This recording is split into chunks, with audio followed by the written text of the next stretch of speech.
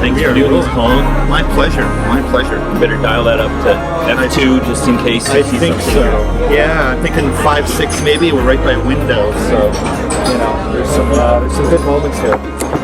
There you go.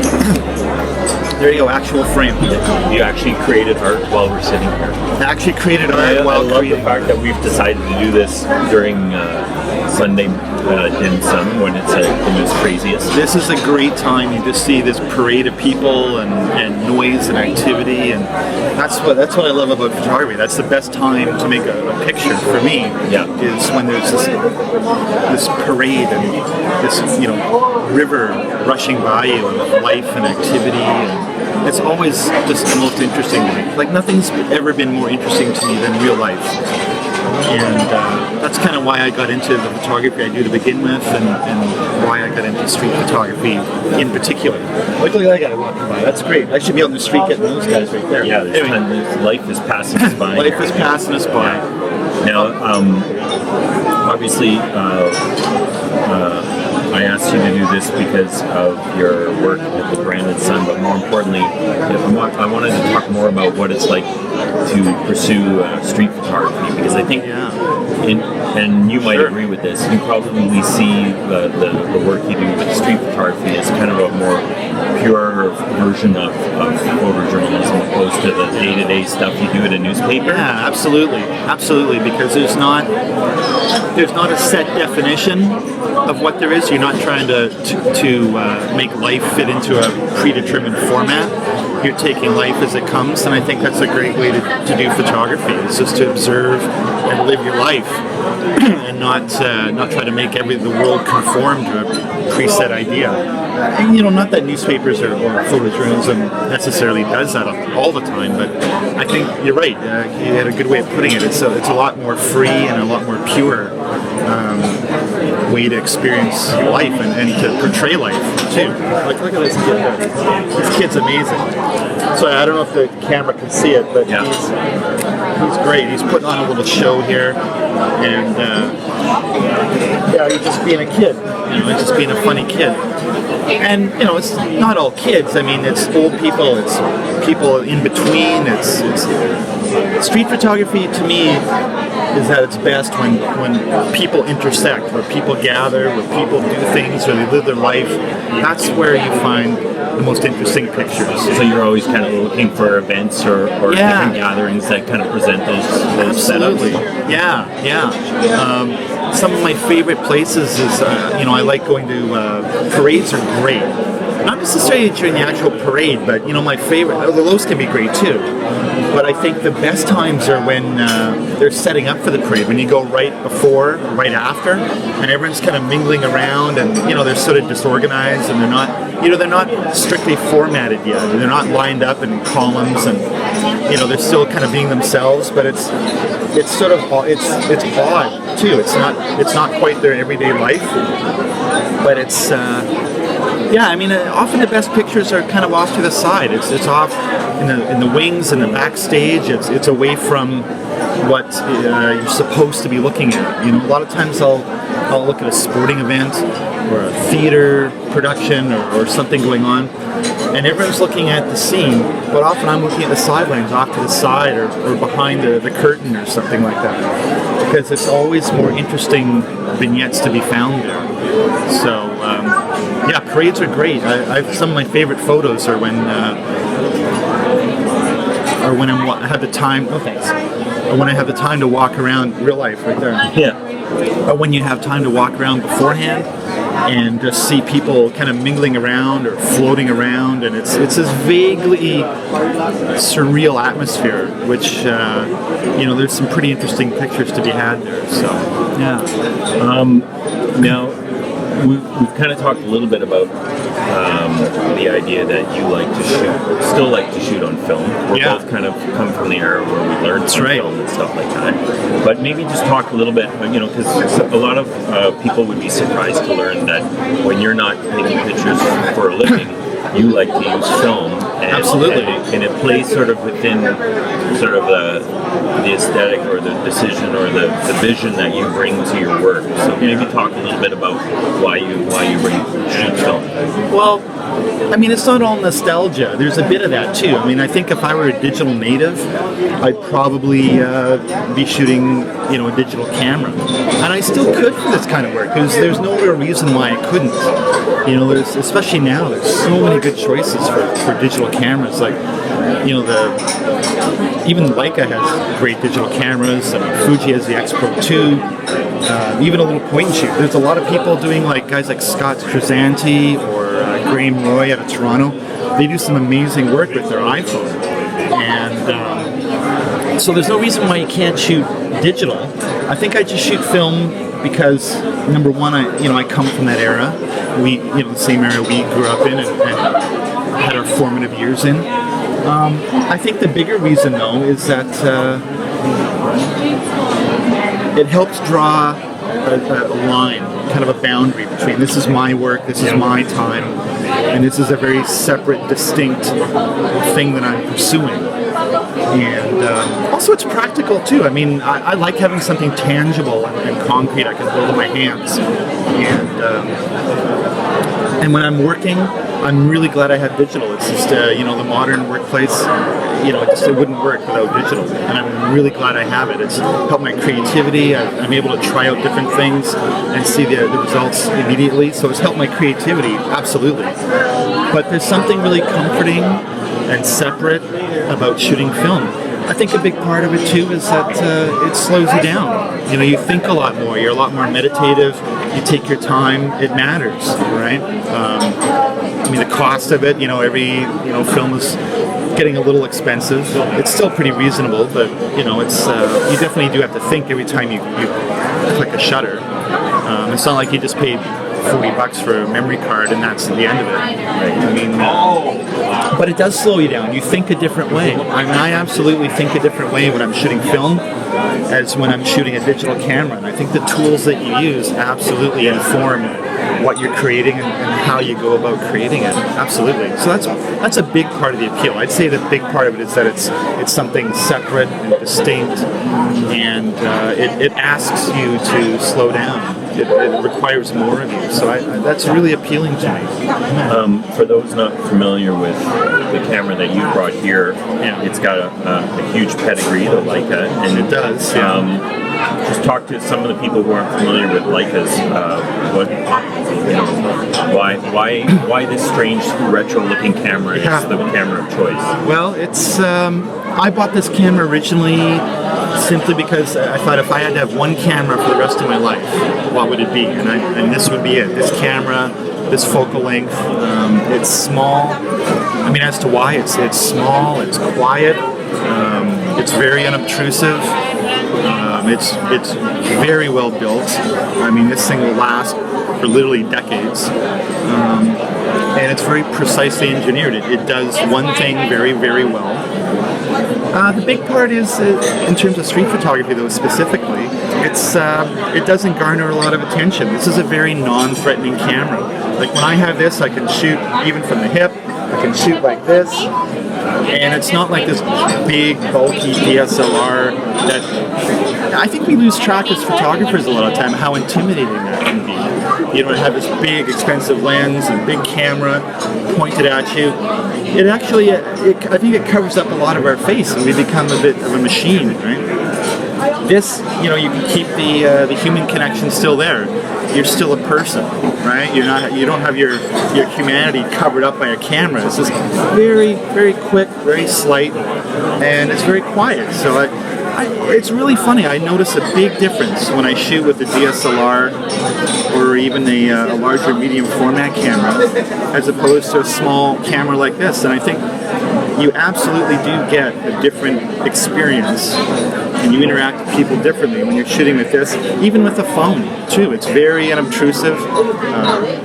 It's very non-threatening, and I think that fits in really well with the kind of photography I want to do and my values. Like I don't want to intimidate people. I don't take pictures to make fun of them.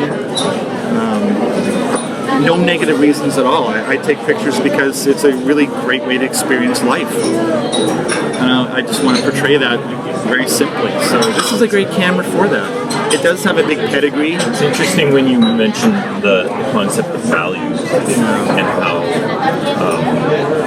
certainly when I started out, and you may be agree with this, we didn't seem to have to put a lot of work into forming a value system around our work.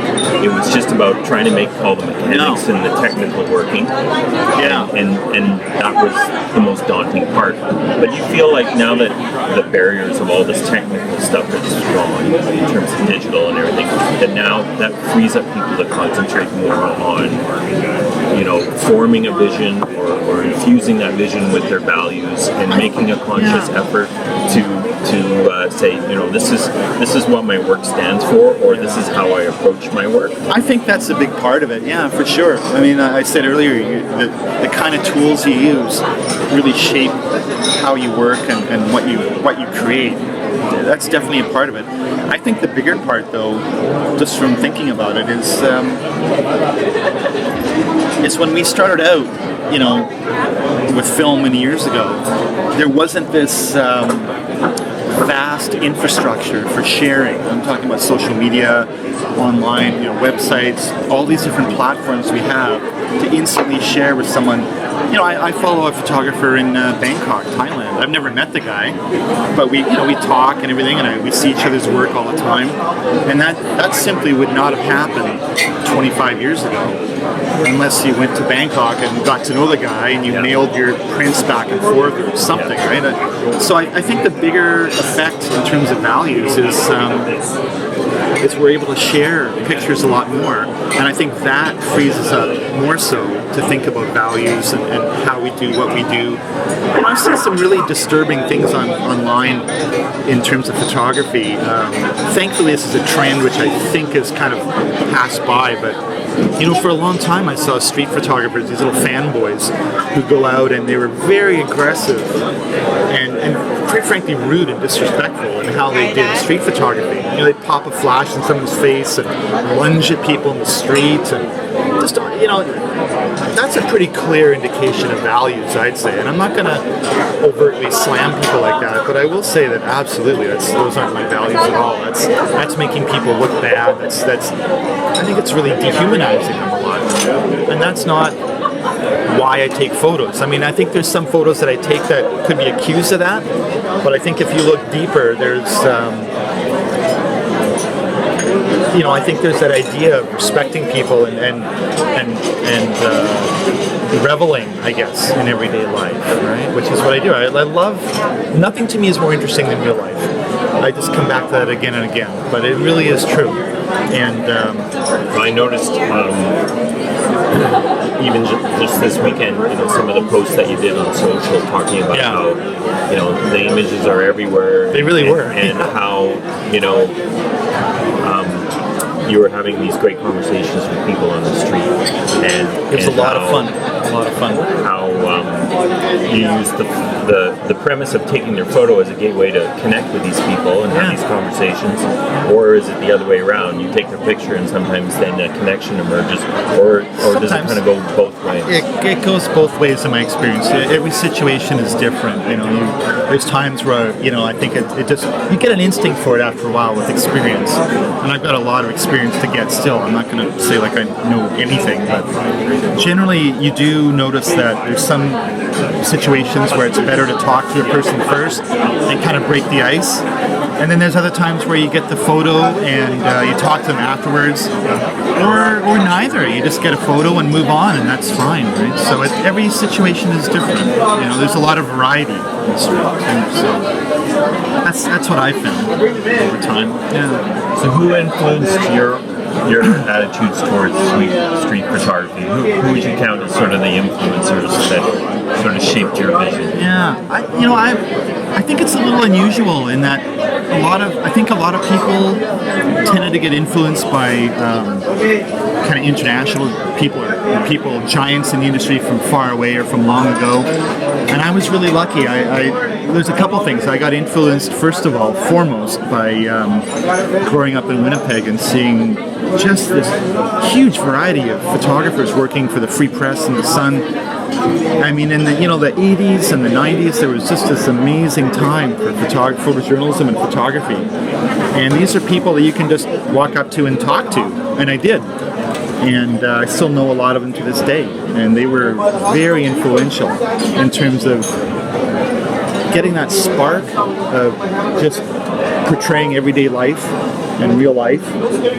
That was probably the first step to having that basic idea form. And then beyond that, after doing it for a while, I think I still kind of kept relatively local. Like I still am amazed and really inspired by local John Paskovich.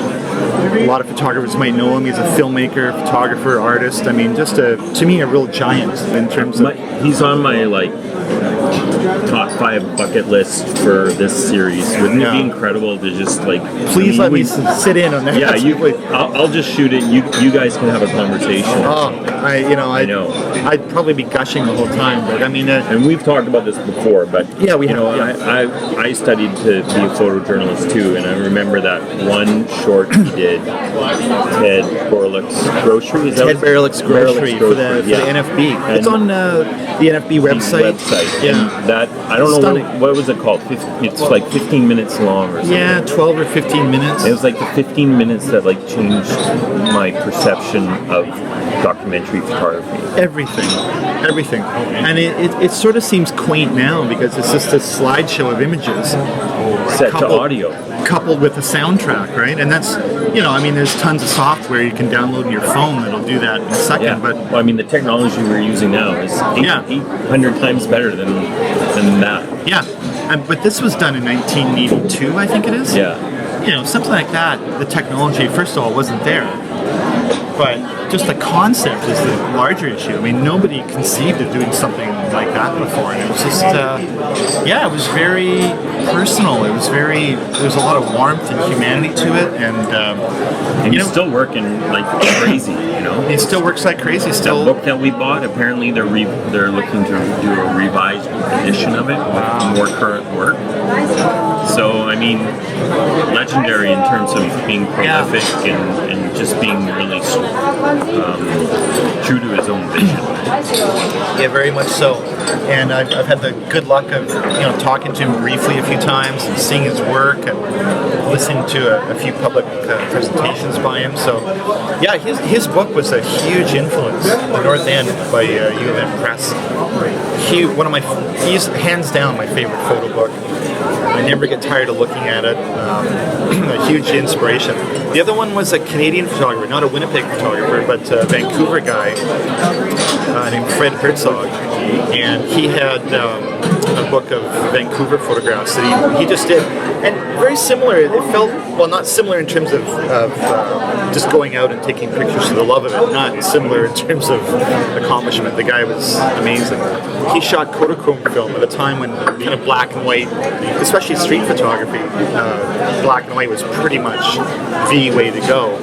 For some reason, he went with Kodachromes, which was brilliant, not just because of the color, he shot in color, but that it's archival. So, images of a long gone Vancouver that were done in the 50s, 60s, 70s, when the city was unrecognizable from what it is today. That survives to this day. You can look at it and just be transported instantly back there again. So that was a big influence. I think it was around 2005 or so, where I first saw that, and I saw his exhibition at the Vancouver Art Gallery.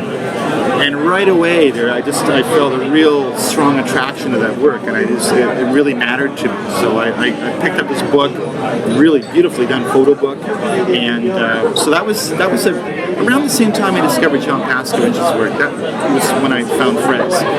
And those two, I think, just the notion of photographing your community and the neighborhood around you and your everyday surroundings, the city, I think those two things really put a more specific idea into my head about photographing real life and documenting real life through your cameras. Yeah. And the other aspect of that I admire about you is that this isn't like a hobby, or this isn't a living. This is a. I'm losing money on this. It isn't a living, but it's like it's a lifestyle decision. Like you actually live photography, right down to your socks. A lot of people, exactly. Right? Got all sorts of photo inspired gear. We can get into that later, but you can exactly. But there you go. You got say cheese on the button, everything. But I mean, it also, in terms of being prolific, like you are always taking pictures. Yeah, a lot of people do that. You're always you're always toting a camera, whether it's your phone or like you're always in photo mode. Where some guys I know or some photographers I know, they do the job and then they switch it off. But for you, it seems to you're always looking, you're always seeing. It's always fun. I mean, photography is fun. I tell my students at Red River, taking pictures is fun. Photography is fun. Why not have fun in life? I don't know what I do it all the time, but there's lots of times where I feel like I'm not, but generally I try to. Yeah, that's the goal, because it never stops being fun to do. It's really satisfying, even a sensual perspective, like the feeling of a camera in your hand and winding, feeling resistance as you cock the shutter and trip the shutter and hearing it, and then handling the film afterwards and looking at it in the light table and just reveling in your images. That's a lot of fun, So, I don't know if I have a very good work ethic, but I mean, I like to have fun in life, and that's taking pictures is always fun. And then the other thing I have learned to appreciate through watching you is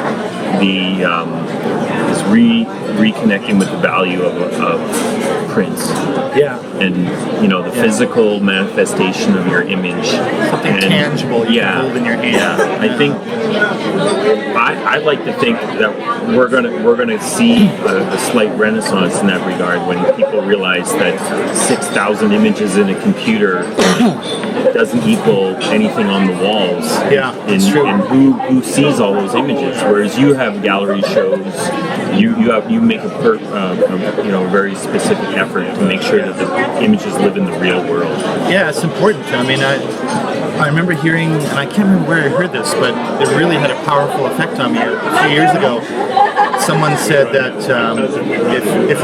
if the only place your photos ever exist is on a hard drive, then they're already lost. If you don't make a print of it, sooner or later, that photo is going to be lost.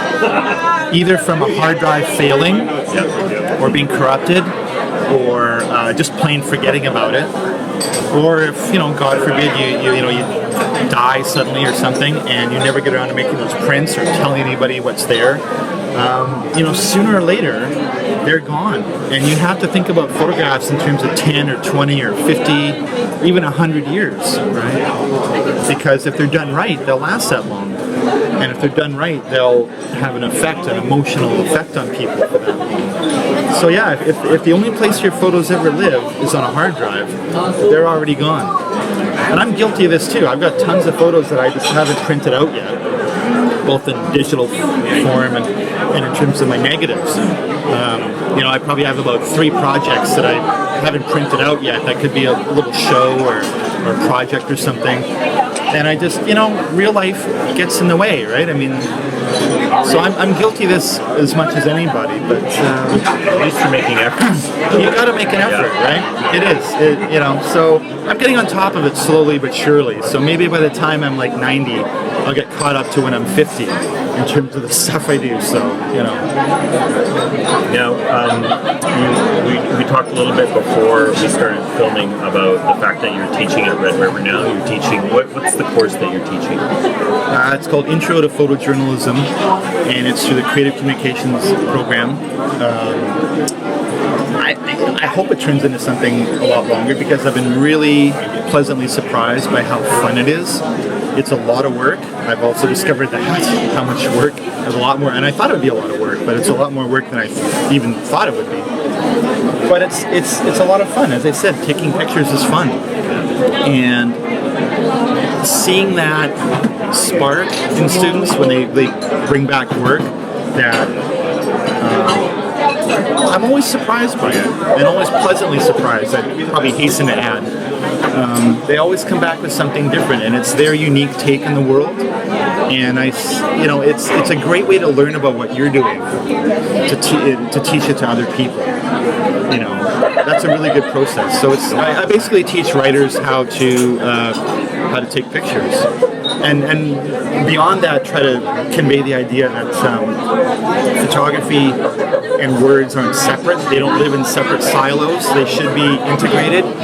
I think that's just a universal truth to begin with. But I think in terms of, you mentioned earlier about technology, changing technology, and certainly in the changing field of media, that's only going to become more true. I think people who can really effectively combine words and images are going to create something really powerful and really eye-catching too. And that's needed. A lot of things are needed in media, but I think new ideas and new ways of doing things are vital. Absolutely.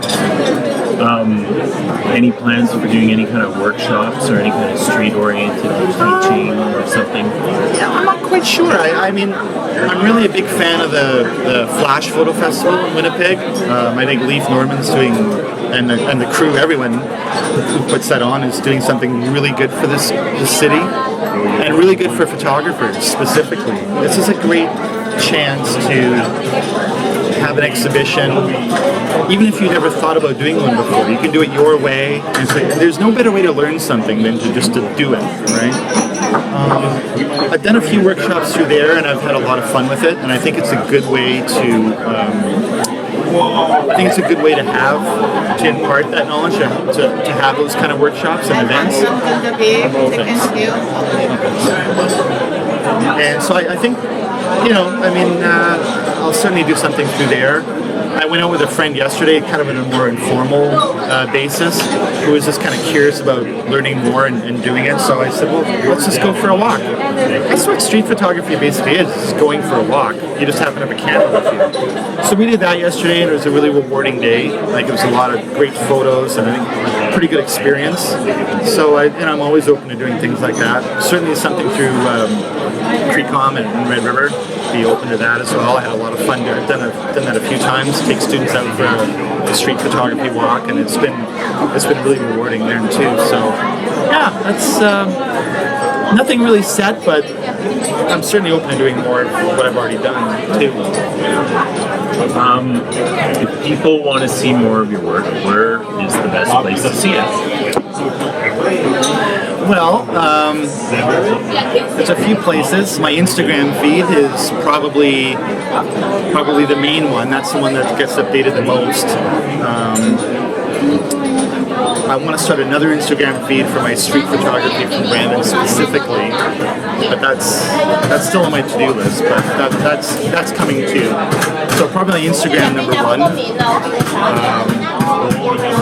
My website, I've got a couple websites, reservedatolltimes.com. That's my street photography from Brandon specifically. That goes back pretty much to the start of me doing this, to, I think, 2008, October 2008. So that's a good place to go and check.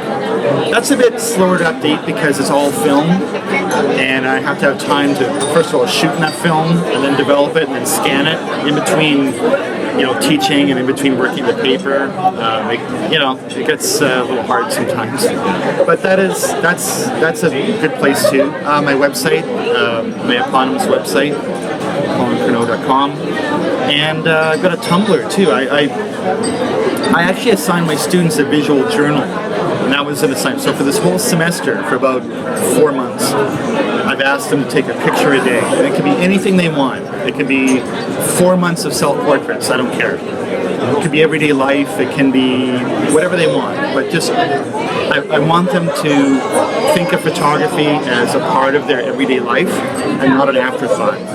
That's really hard in newspapers, especially, and media, is that photography is often thought of as an afterthought, when in fact it's the first thing. Study after study after study shows it's the first thing that people look at. And so the point of that exercise is to just help them practice making photos and to think of it as something that's part of my everyday life. And so I thought, if I'm going to get them to do this, it's only fair that I do it too. And so I have a Tumblr that I have my photo a day.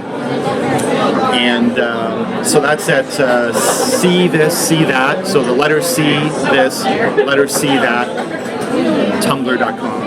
So I told them, check that website out. Just hold my feet to the fire, and if I'm going to mark you on it, you can check my progress and make sure I'm doing the work too. So fair is fair, right? So that's another place you can look too. Cool. And we'll put links to those in here. Sure. Thank you. Yeah. I think that's pretty much all I wanted to cover. What is any other pearls of wisdom that? Oh my God, pearls of wisdom.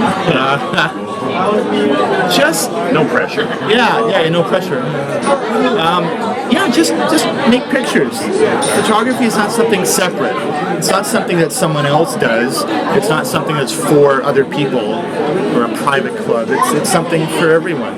So if you want to do it, just do it. I mean, the only thing stopping you is yourself. So if it really sincerely is something you want to do, then it's just a matter of doing it. So. Right on. Well, thanks so much for sitting down and chatting and eating dim sum. Thanks for the dim sum. Yeah, that was it doesn't take much to get me to do No, that. exactly. All right, thanks.